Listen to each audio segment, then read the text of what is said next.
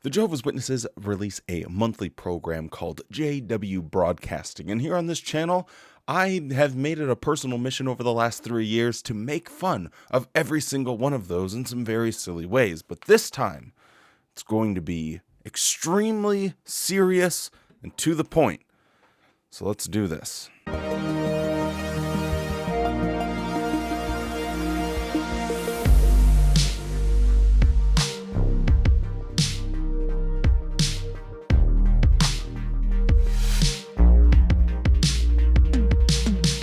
Hello and welcome back to the JW Thoughts channel. My name is Wally, and today we are looking at the February JW Broadcasting, where there will be no funny edits, no goofy or silliness. We're going to be very serious this time. Quickly, before we get into it though, don't forget to drop a like on the video and subscribe to the channel. It helps get out to more people on YouTube. With all of that being said, let's do this.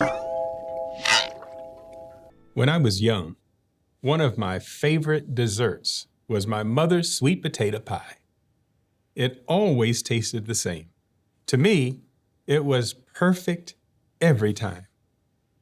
I'd often ask her, "Ma, what do you put in here?" "These nuts." Ha! Got him! To make it taste so good. She'd always respond, "I just use the same stuff every time." In other words, number one, she wasn't going to tell me. And two, she had a recipe that worked, so she never changed it. Well, the Bible is like a cookbook, full of recipes that work, that can make our life spiritually successful. Now, this is something that took me back to ye old days of being a Jehovah's Witness, where you measured the entire value of your existence on your spiritual success, as he says here. And it is so crazy to look back and just hear these words being said, because when you're on the outside, you are able to sort of forge a path for yourself. And yet when you are a Jehovah's Witness, the only thing that is supposed to give you value in your life or success in life is how good of a Jehovah's Witness you're going to be. If you are storing up your treasures in heaven, I'll have to put $50 in the old swear jar here. Ah! Oh, fudge. That's broken. Fiddle-dee-dee. That will require a tetanus shot. I'm not going to swear. But I just think it's funny to hear these expressions again, because when you're on the outside, you can really ask the question, well, what parts of the Bible do I find that do benefit my life, that do help me be successful? Because, maybe there's certain things in the Bible that you really enjoy and that you like and that, enrich your life somehow, and that's totally cool. But to take everything from the Bible, literally, probably isn't going to help your life that much. And the funniest thing about that is most Christians would agree with that statement. Let's consider one example. It's recorded in 1 Peter chapter 3 and verse 8. Take note of the ingredients. All of you have unity of mind, fellow feeling, brotherly affection, tender compassion, and humility. This is a recipe of 5 beautiful qualities that contribute to our spiritual success. How so?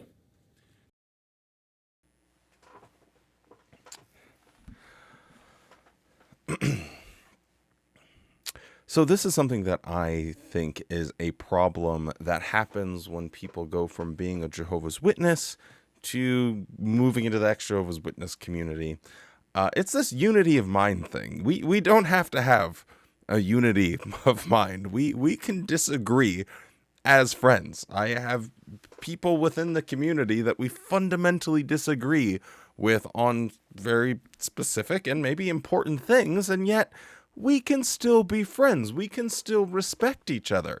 You don't have to have this unity of mind. In fact, the world becomes a more interesting and better place when your ideas are challenged and you are able to challenge other people's ideas.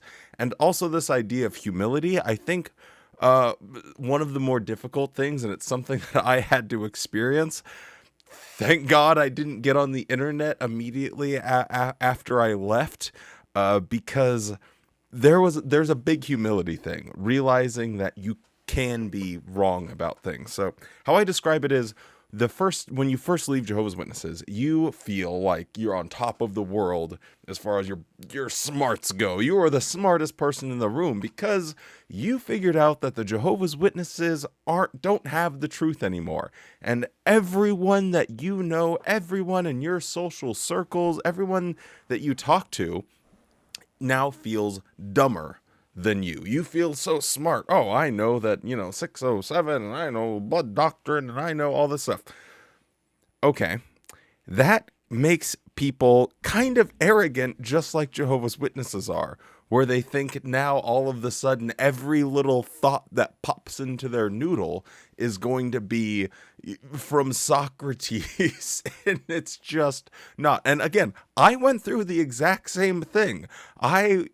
Oh God, this is embarrassing, but I don't know if I've ever said this, but I even, when I left, I went to like churches and did debates in front of large audiences and stuff like that, because, I was on the front of atheism. And now I don't think I would do that, because, well, it's just not something that I find that useful or valuable personally, because I don't need to go around and prove myself right all of the time. I'm not so insecure where I have to be like, well, you don't agree with me, you don't have the same opinion as me, well, let me debate you with factual logic and I will take you down, ha ha ha.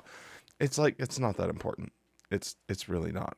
And it is a problem, I think, that a lot of ex-Jehovah's Witnesses go through, because they have this overwhelming sense of needing to prove themselves right because of some built-in insecurity of being thrust out into a world that they don't really understand, and inversely, like, that doesn't really understand them and what they've been through.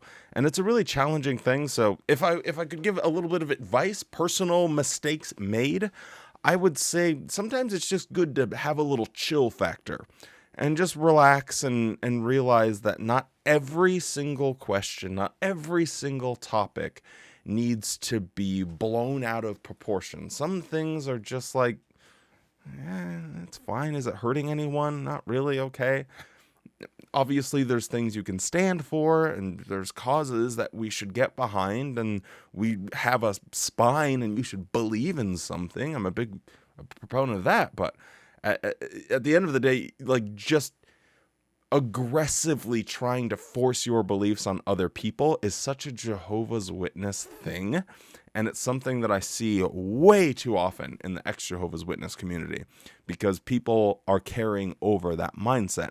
Anyway, this is just a weird red-faced harangue diatribe that I've gone on here, but I just wanted to rant about it. So podcast style, Wally, over with. Let's get back to the laughs. I'm going to say this. I'm going to say this as Christian as I can. You just talk too damn much. Let's discuss the ingredients. Peter first mentions unity of mind. The footnote says, think in agreement. So we must think in agreement with one another, but especially with Jehovah and his organization. One of the most annoying aspects of the new Watchtower, the JW.org 2.0, whatever you want to call it, is how they almost can't mention God without saying God and his organization, because everything revolves around that. He can't just say, oh, well, we have to, be united in Christ, and other Christian religions, they might be doing things as well. No. When you're a Jehovah's Witness, it is God and his organization. And you can pretty much kick God out of the question and just say, be united in mind with the organization. So if that doesn't sound culty to you, then I recommend a brain scan. So we won't suffer through any more of this talk, but as a sort of connoisseur of Jehovah's Witness information, I was spot on with how I initially reacted to it, because this talk is honestly just a veiled attempt at sort of having this metamorphosis done of combining God with the organization and trusting them without question. And then they try and tie that to virtuous qualities of, oh, well, if you want to be humble and you have to trust in the organization. So it's like, oh, okay, well, I would like to be a humble, understanding, trustworthy person. So I guess I have to trust in the organization. It is super manipulative. And here's just a quick montage showing exactly that. To have unity of mind with Jehovah's organization, think of the empathy of Jehovah's organization, those taking the lead in the organization here on earth. Why do we need humility? Because we need to trust. Trust in Jehovah and his organization requires humility. Be at unity with Jehovah's organization today, so as the Great Tribulation approaches, humbly trust in Jehovah and his organization. That's a beautiful ingredient in this recipe for spiritual success that conveys the level of trust we want to have in Jehovah and his earthly representatives today.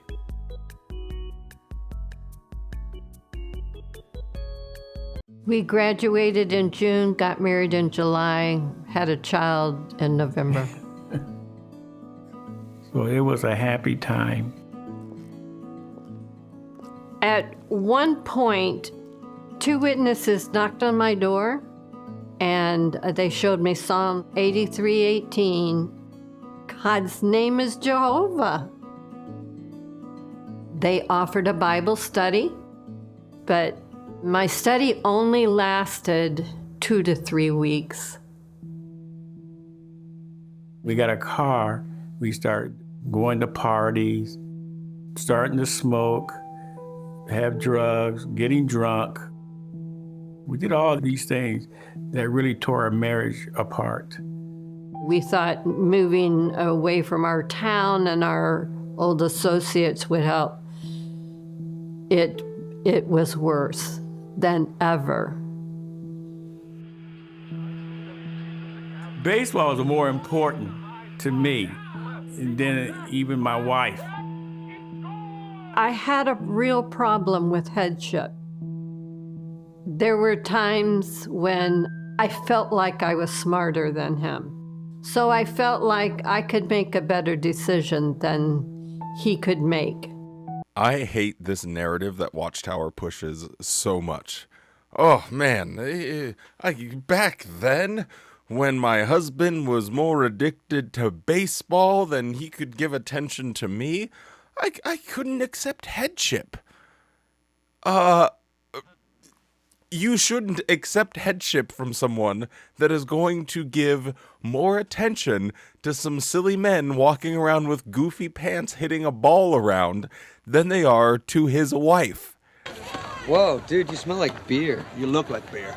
That man deserves no respect. You don't have to give him. You probably can and most assuredly are able to make better decisions. But Watchtower's narrative that they sort of clandestinely try and push here is, oh, well, in my fallopian tube ovarian brain, I could never, match the intellectual veracity of this man and his penis brain. It is so fundamentally stupid how Watchtower tries to push this crazy, goofy narrative. And they do it in literally the silliest way. They're showing a guy that is sitting there like, yeah, watching baseball, woohoo, woohoo. Well, his wife is sitting there like this. And they try and spin that as if she should be the one to accept his headship. This guy's a jerk. This guy's a real dick. Move on. That is the best course of action. Oh, God, it is so crazy how Watchtower loves to shoot itself in the... In time, Jana left me for another person, and that's what really hurt me. Jana had a hard time with drugs and so forth. That's when I got custody of the kids.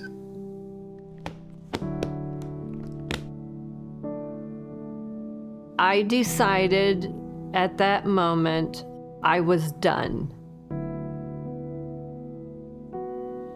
And Jehovah popped into my head.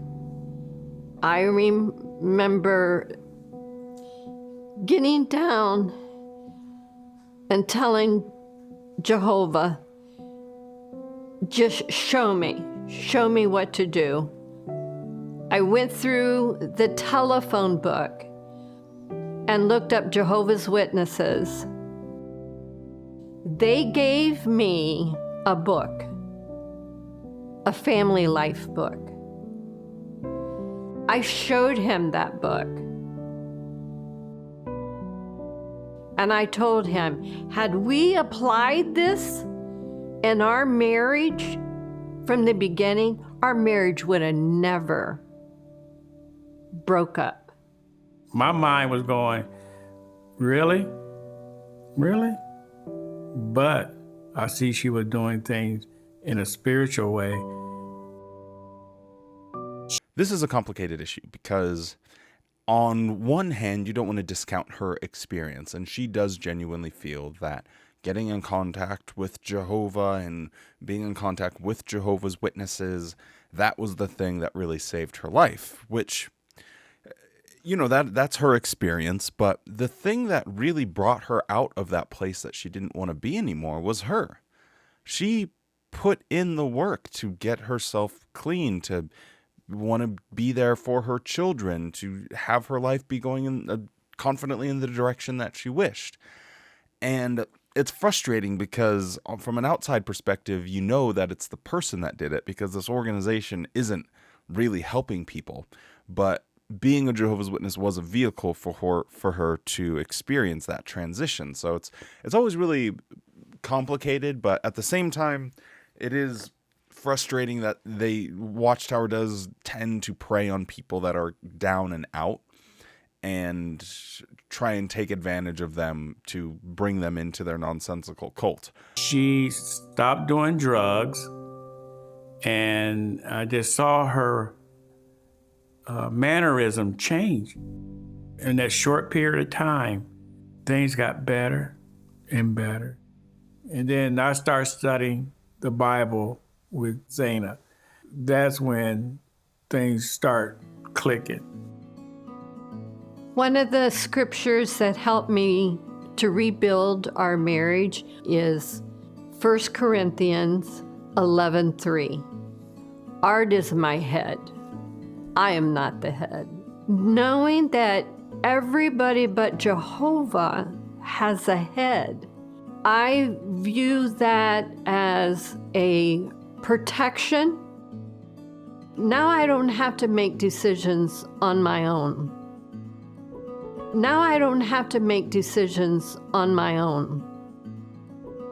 Well, Watchtower really wanted to make a video that would go over well with a feminist, and I think they did a bang-up job. I can't imagine something that would appeal to feminists or just any rational person with a functioning brain than a woman saying, I'm so glad I don't have to make decisions on my own anymore. When I was doing that, I was a drug addict and an alcoholic.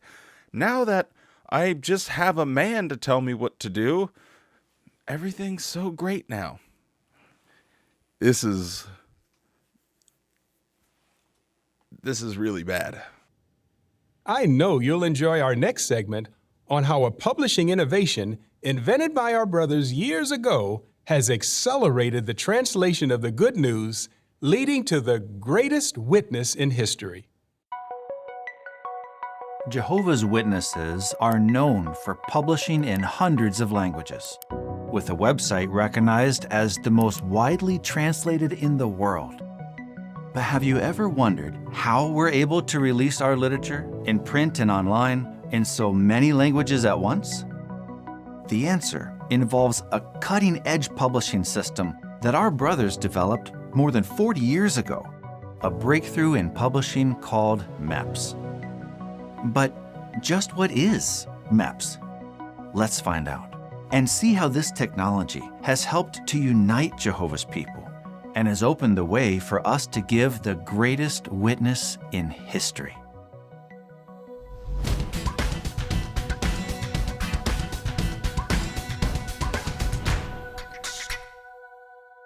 It's funny, this is like the last thing Watchtower's holding on to. It's like an action movie scene where they're holding on to the cliff and they're just barely about to lose their grip.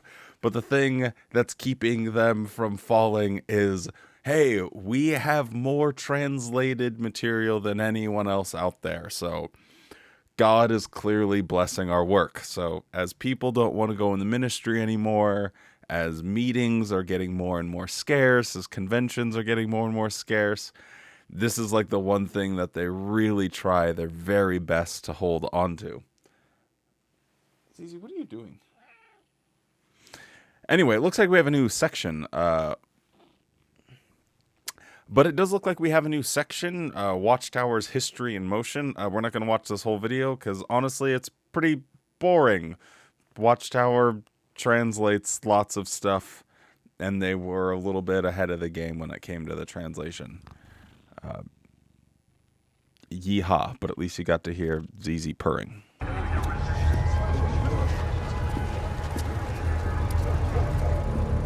I knew this day would come. True Christians expect opposition. But it hurt to see Brother Vasil get arrested.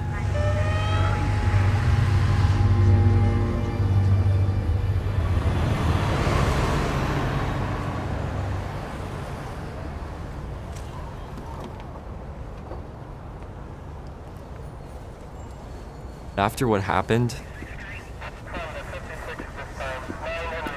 I was scared to talk about Jehovah.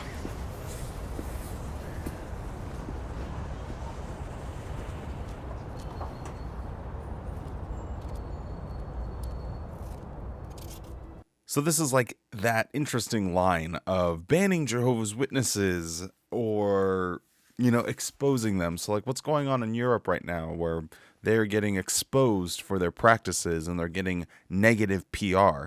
I think that's a lot more effective because it doesn't fit necessarily into their persecution complex that they have. If there's a ban and people are getting arrested, then they're able to fall back on this. Well, that's exactly what the Bible predicted.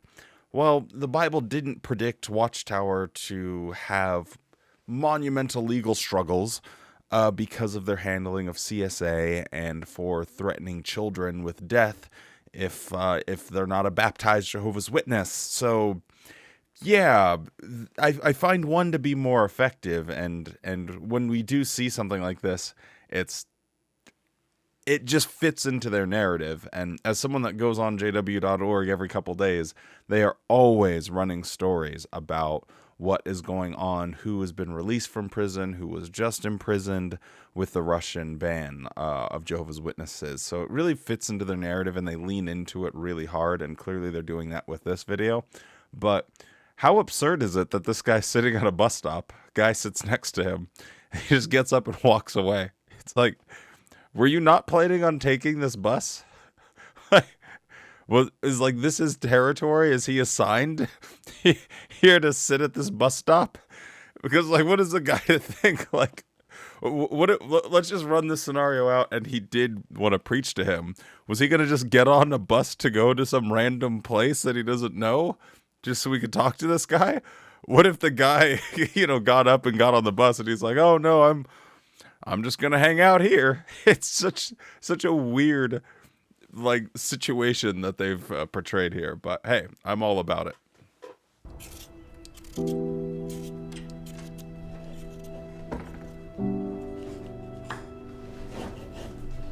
Marcos has been looking for work for months. It's starting to feel hopeless.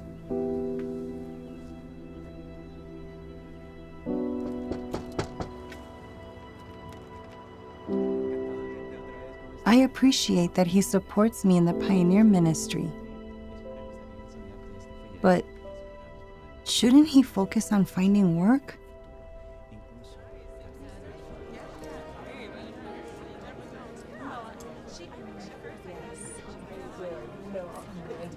I was so happy when I heard Nicole got invited to SKE.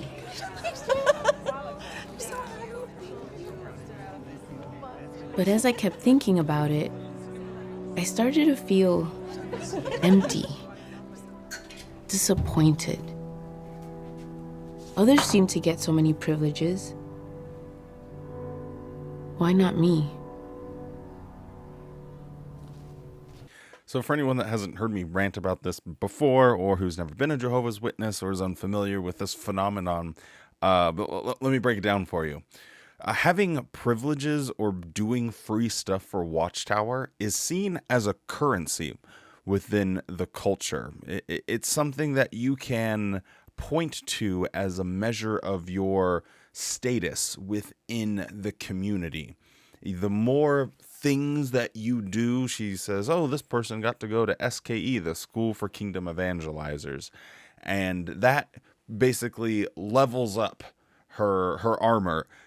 She is advancing in the organization by doing free stuff. And so it's very realistic what they're showing, because some people don't get those even though they want them.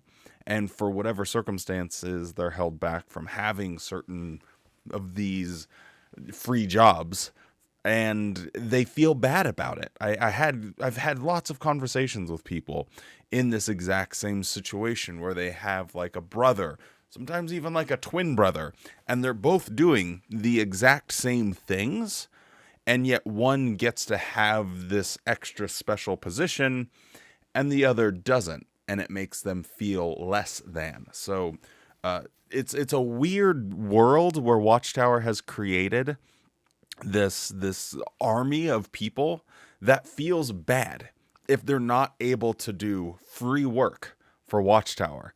Pretty good business model.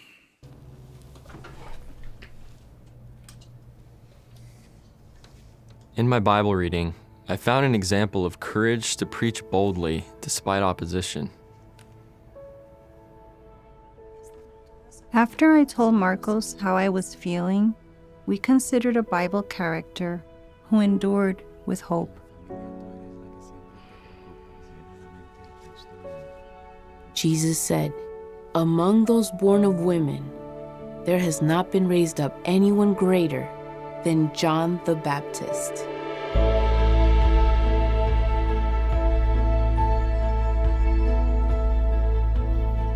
Many that listened to him were moved to repent and get baptized, preparing their hearts to receive the Messiah.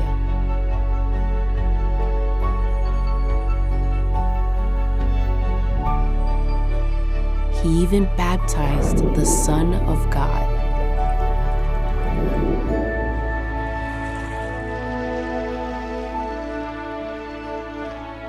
But as Jesus' ministry increased, John's began to decrease.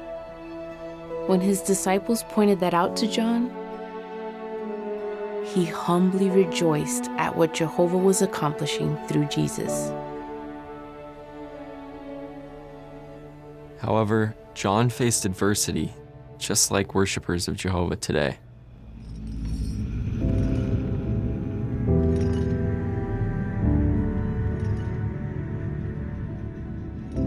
John was imprisoned for boldly declaring the truth.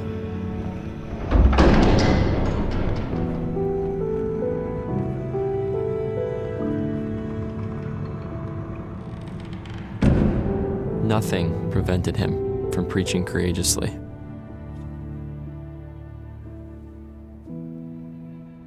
As time passed and he remained in prison, John needed reassurance,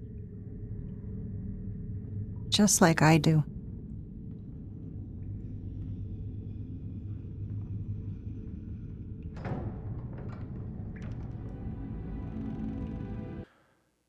So you have a guy who doesn't want to get arrested for speaking out and publicly saying he's a Jehovah's Witness.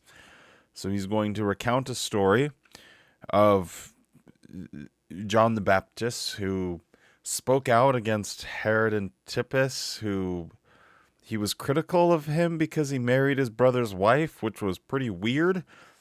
and some stuff happens and he ends up going to prison and getting his head chopped off.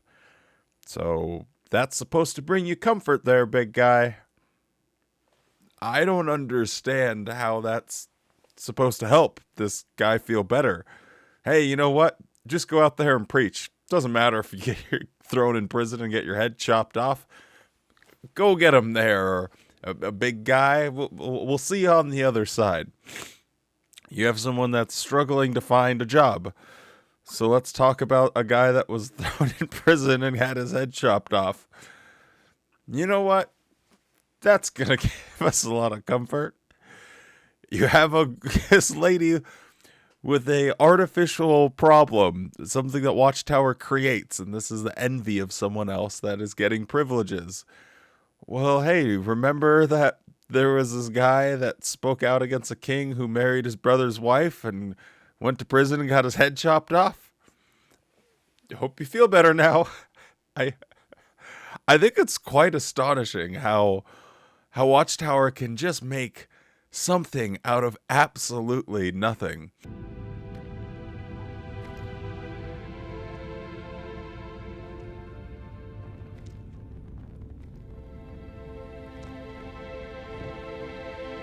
His disciples returned with a message from Jesus.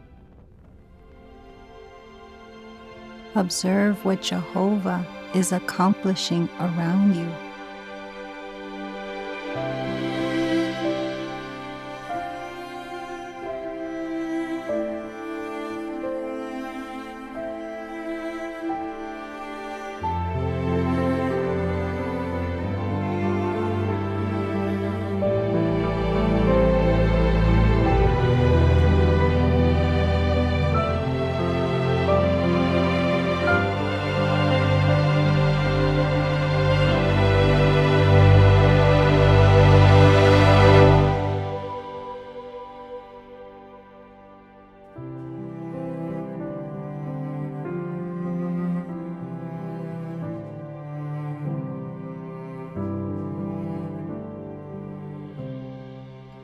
Now I see what Jehovah is accomplishing around me.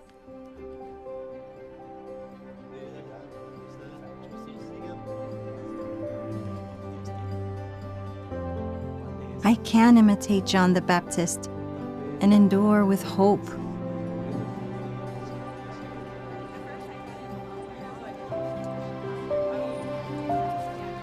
I have so many reasons to be joyful. Among them, seeing Jehovah use others to accomplish His will.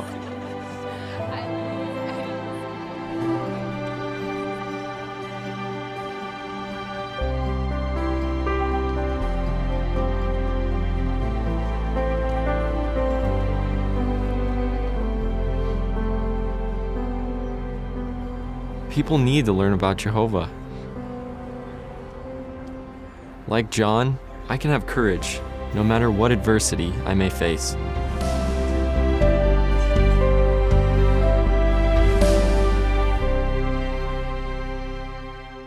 I am so confused how, of all of the stories in the Bible, you're going to pick the one where the guy ends up dying in the end as the one to comfort these people.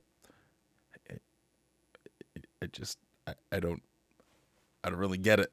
It's not just in such lands where we face false reports, misinformation, and outright lies. In fact, even though we bear the truth, apostates and others may cast us as dishonest, as deceivers. I swear every time in a JW broadcasting or a talk or anything they mention apostates, every ex-Jehovah's Witness ears light up and we get excited like...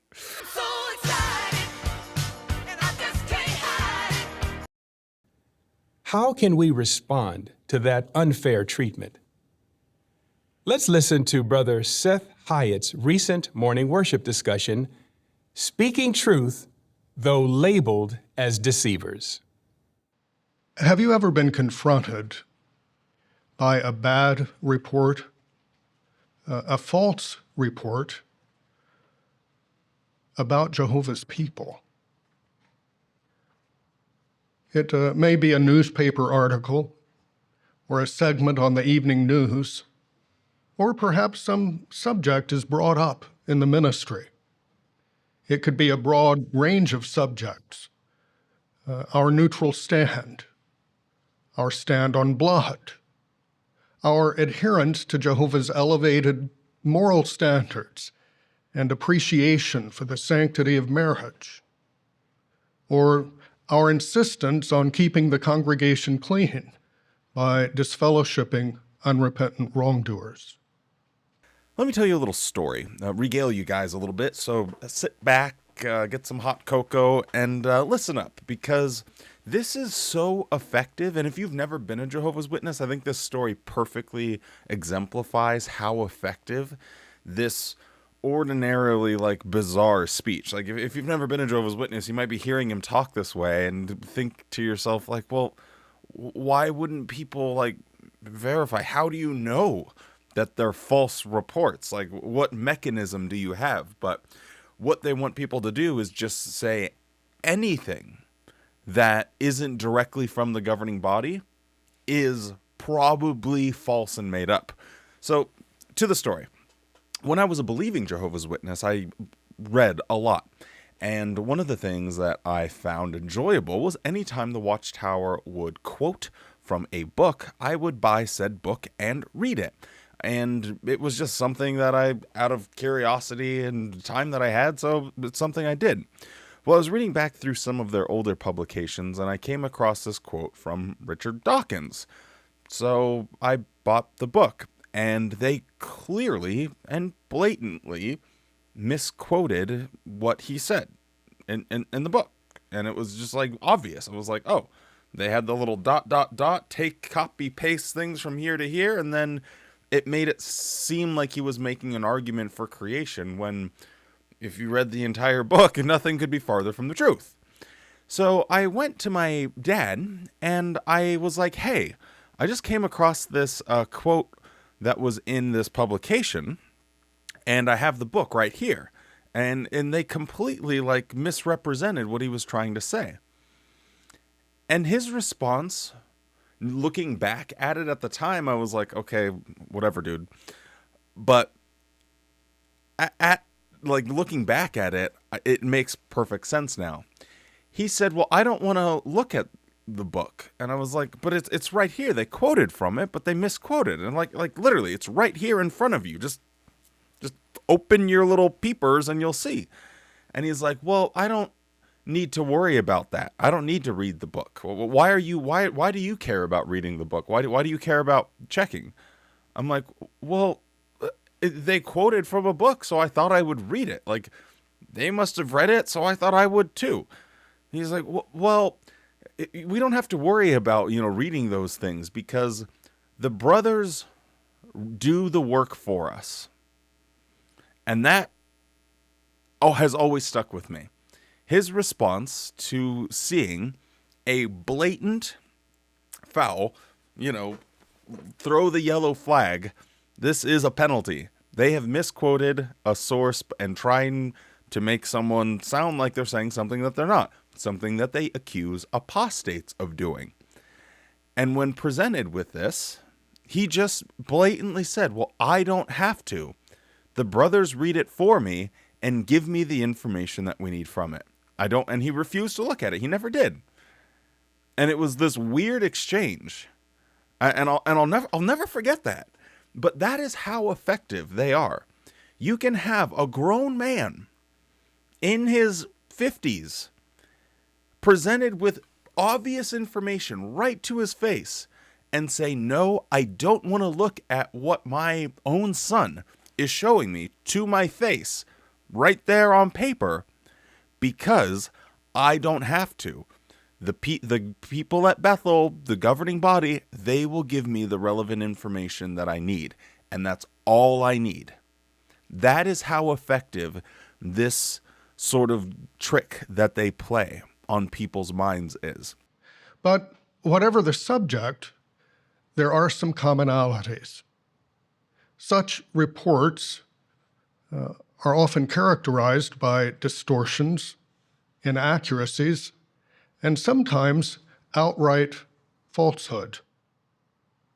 And inevitably, they're presented with certainty and surety as though they were fact. Now, when you're confronted with such a report, how do you feel? Disheartened? Discouraged?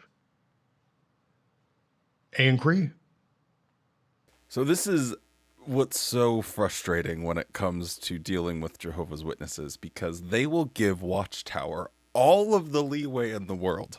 They can flip-flop around, they can change their beliefs, they can change everything fundamentally what it means to be a Jehovah's Witness. And they'll always give them the benefit of the doubt. They will always think, oh, okay. And yet, they want to pretend as if an apostate that maybe even speculates on something, just that speculation automatically means it's a lie. No, you goofberries. People outside of cults have opinions. People outside of cults have conversations with other people that disagree with them. And it can be so frustrating because they live in this bubble where they only talk to people and interact with people that agree with them. And as soon as you don't carry the party line, as soon as you don't agree with them, you are automatically considered a liar. That is not how the world works. Consider the experience of a pioneer sister who was conducting a Bible study. And in the course of conducting the study, a woman walked into the house unannounced. She didn't ring the doorbell, didn't knock. And as it turned out, an acquaintance of the student, she walked right in, interrupted the Bible study, and in her hand was a book written by a man who at one time had associated with Jehovah's people. The woman said to the student, "You need to read this book." Well, an interesting conversation ensued, and our sister found herself in the position of being cast in the role of a deceiver. How did she handle that situation? I think it's important to sort of reverse engineer these illustrations that Watchtower uses, because I think it's helpful and healthy to look at them in different contexts. So let's just say you are having troubles with your plumbing, and you want to hire someone to teach you about plumbing so you can do some fixes and stuff at your house, and maybe you can save some money. You don't have to get, and so you go on the internet and you find someone and they come to your house and they're showing you things and trying to train you about plumbing. Well, then one of your friends comes over and says, "Hey, remember when you told me that you were having this guy come and train you about plumbing? Well, he's actually a con man. I have all of these negative internet articles that I found about him. He's so bad and so manipulative and so deceitful that someone actually wrote a book exposing in detail exactly how horrible this guy is and how he tricks people and deceives them out of their money. Don't you think you should take a look at it?" In what universe would you say, "Well, I don't think I want to read that book. This guy seems very legitimate"? To be truthful and yet cast in the role of a deceiver. When we are confronted with a negative report that does that to Jehovah's people, it's good to remember that Jehovah was the first target of such an attack. Look in your Bible at Genesis chapter 3. Beginning in verse 1. "Now the serpent was the most cautious of all the wild animals of the field that Jehovah had made. So it said to the woman, 'Did God really say that you must not eat from every tree of the garden?'" Now we learn something about Satan's method. He didn't begin with a statement, he began with a question. And not just a question that was designed to sow seeds of doubt. Did God really say that? Now, in verses 2 and 3, the woman responds.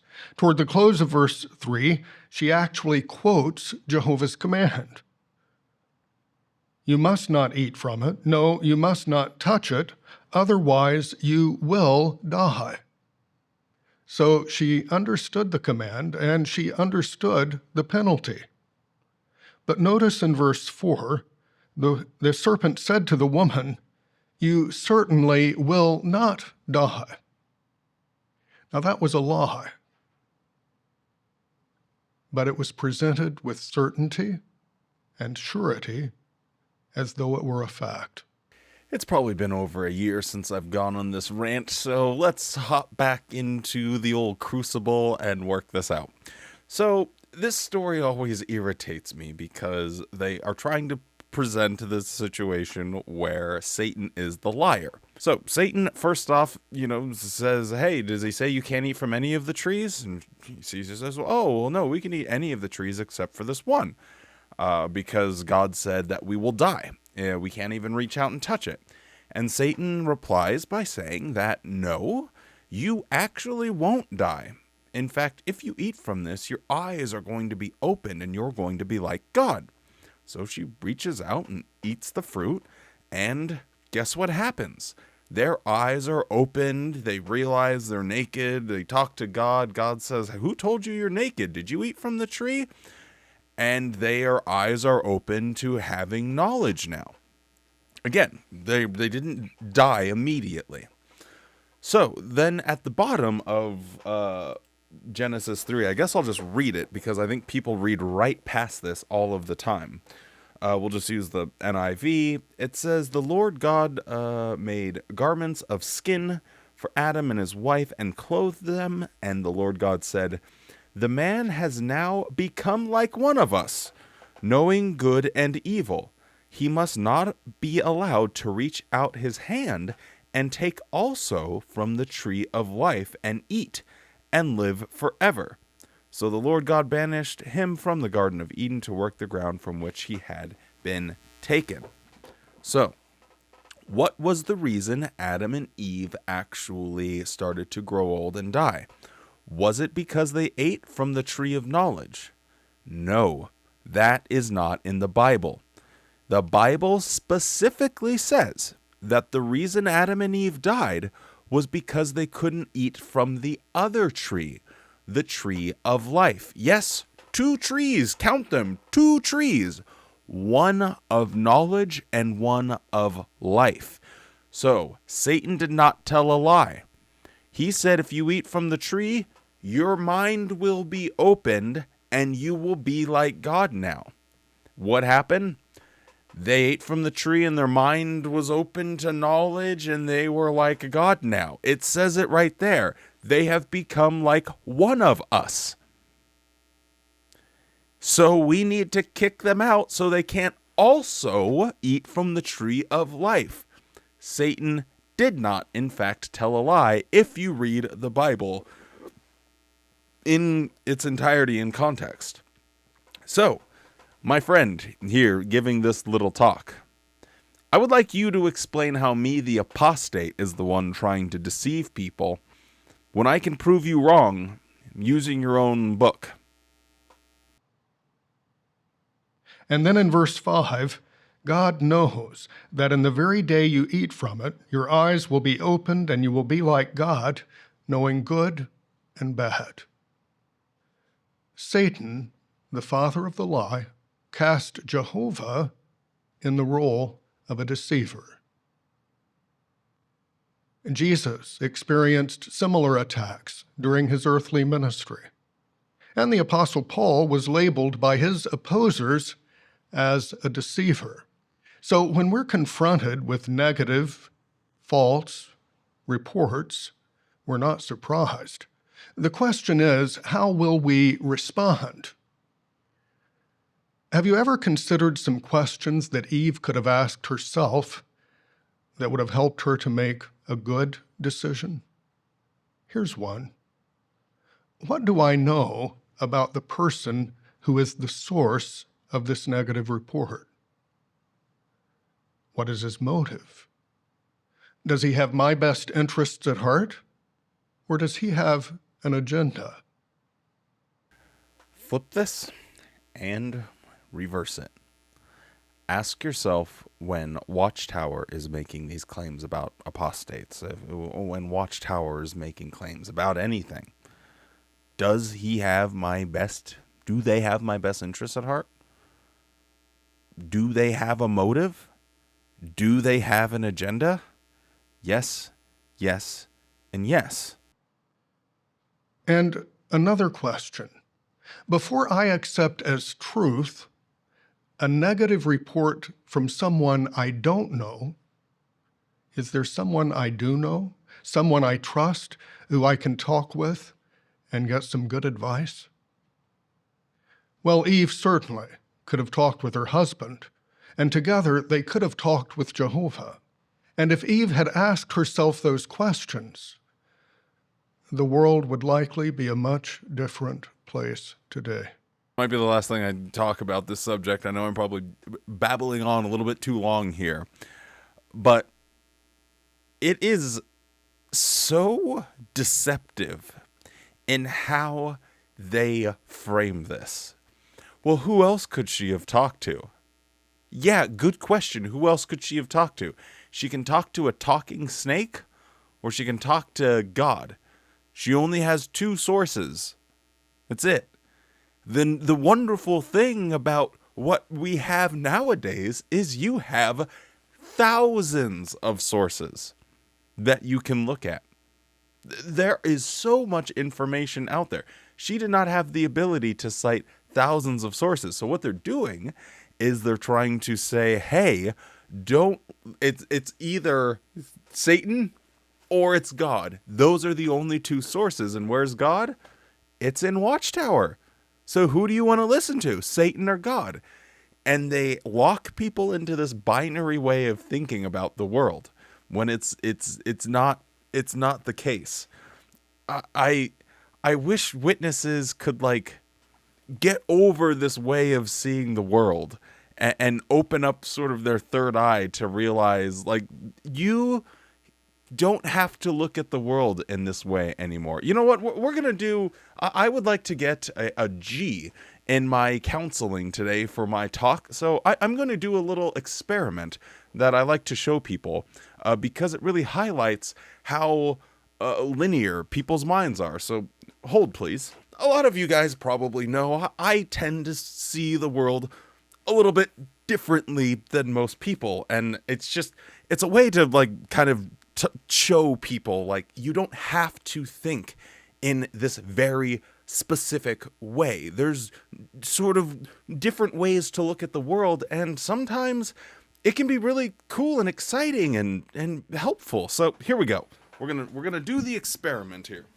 So again, you're obviously not here, so it's a little different, but what I'll normally do is I'll draw this little thing with a circle around it, and I'll ask someone, I know it looks like a boob, I'll ask someone, can you draw this exact figure without letting your marker leave the paper?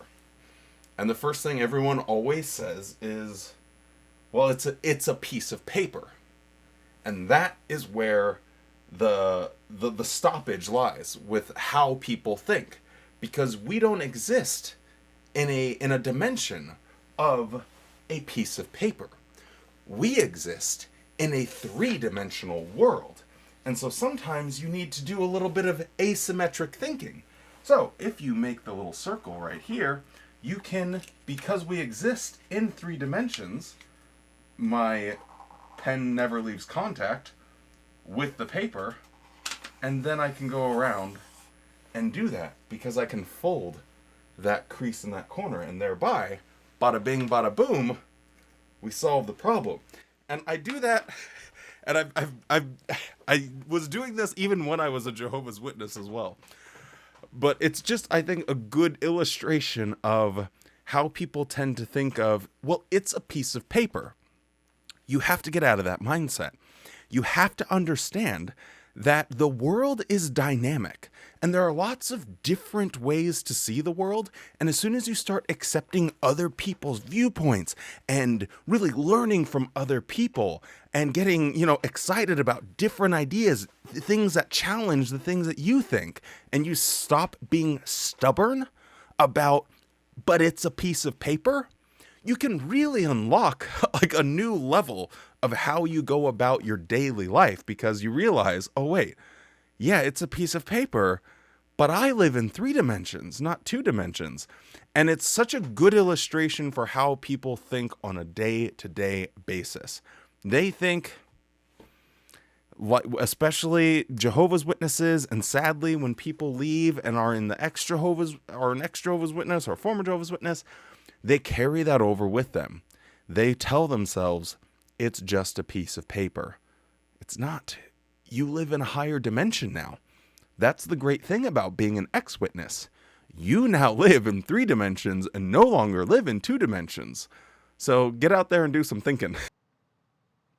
But Eve chose to believe a lie. How about the pioneer sister and the Bible student that I mentioned earlier? How did they handle the situation? Well, the pioneer sister told us that she reflected on the fact that she was a guest in the Bible student's house, and so she felt it would be rude for her to interrupt the conversation, so she chose to say nothing. What did the Bible student do? Interestingly, she asked the woman, "Do you know the man who wrote that book?"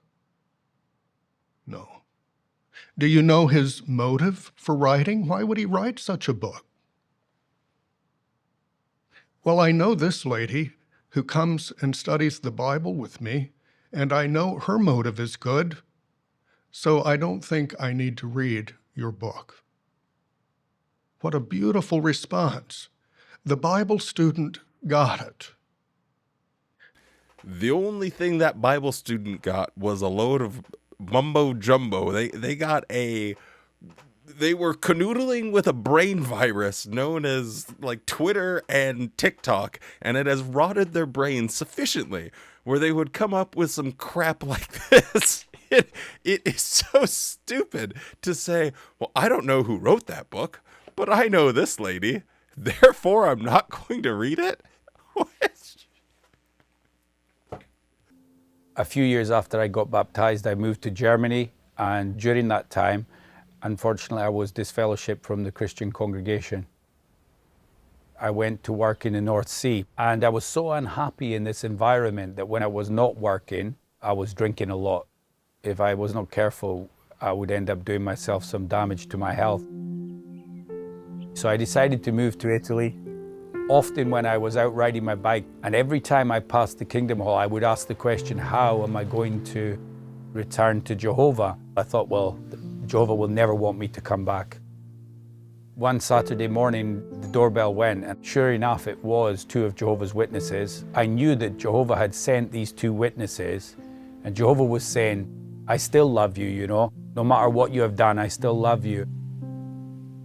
And so for the next few months, I spent a lot of time thinking about that and accepting Jehovah's love.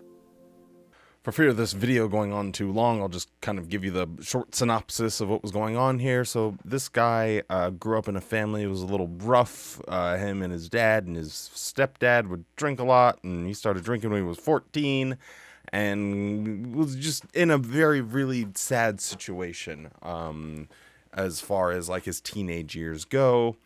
And eventually he wound up at a nightclub, and some guy that he was with they started talking about the Bible because they were like, I don't really like this life anymore. So it was like, yeah, me neither, bro. And hey, my dad's a Jehovah's Witness. So then they become a Jehovah's Witness, and they get baptized together, and bada bing, bada boom. So then it picks up where he says they moved to Germany, and then that's when he got disfellowshipped. This is something that I wanted to mention earlier, but I was just going to wait till now to bring it up. But it's almost like, it's interesting how Watchtower has this way of saying, oh, well, look, you became a Jehovah's Witness, and so all of these things went away. You know, oh, you were addicted to drugs and sex and booze and, living this debaucherous life.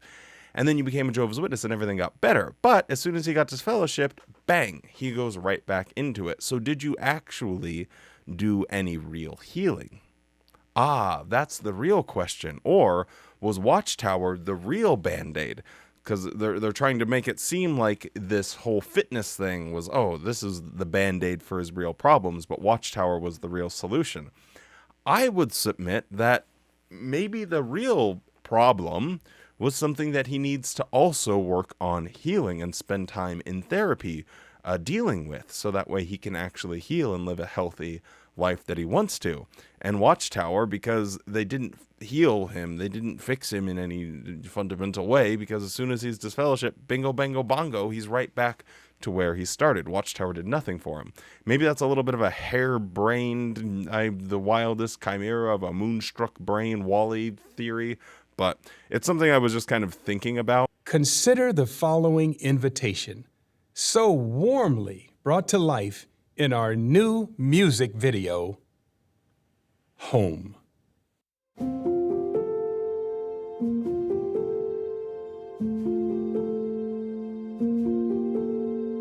I can feel lost sometimes, like I'm drifting out to sea. When troubles in my life take me far from kingdom realities, but I'm never left in the lurch. Jehovah hears and sends out the search. I'm never left in the lurch. Jehovah always sends out the search. They are really spitting some bars in this bad boy. Holy. He finds me, lifts me up in his arms. He carries me safely away from harm. He brings me back to his fold, my home, my family. I am never alone when I'm home.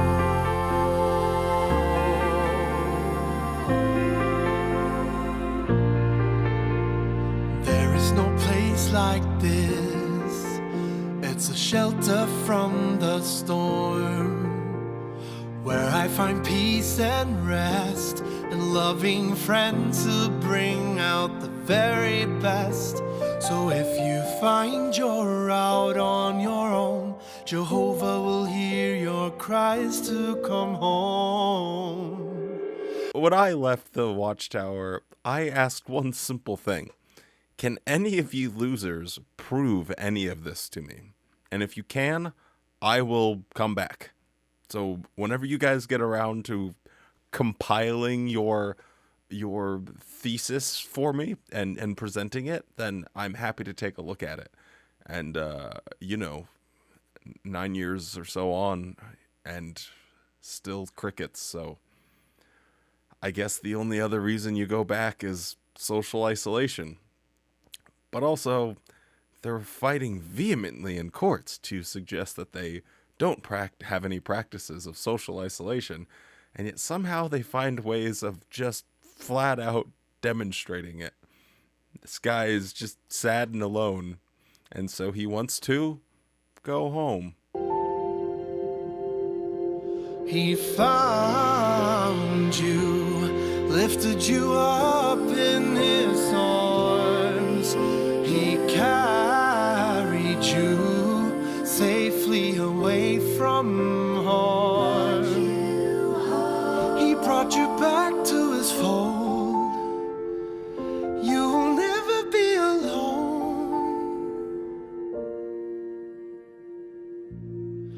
when you're home.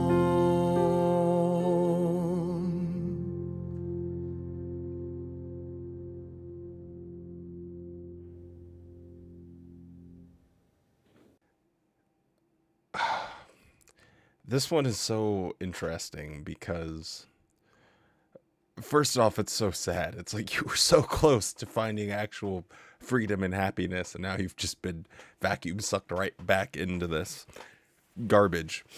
But I find it interesting that Watchtower is...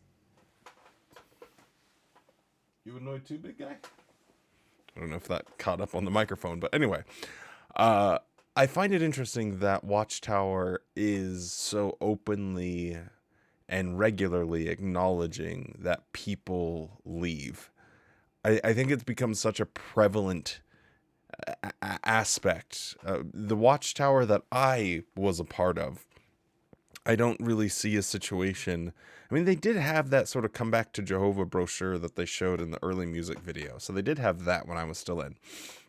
But having like a whole segment here and then a whole music video about, hey, I was reactivated after 8 years. I was reactivated after 12 years, and look how happy we are. That screams desperation to me.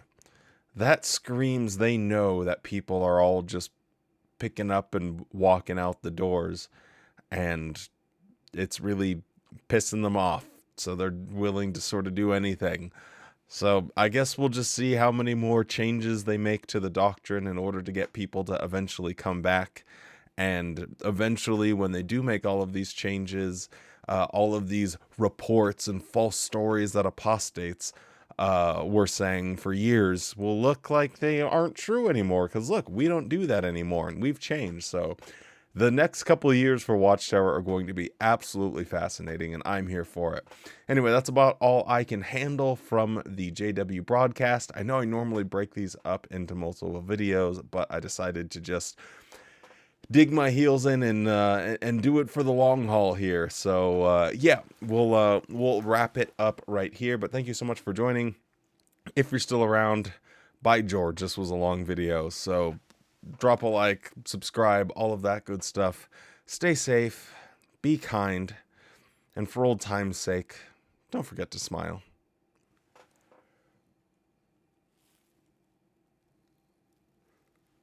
Oh, it is late and I am tired, but it's okay, because I know I'm going to have a good ass day.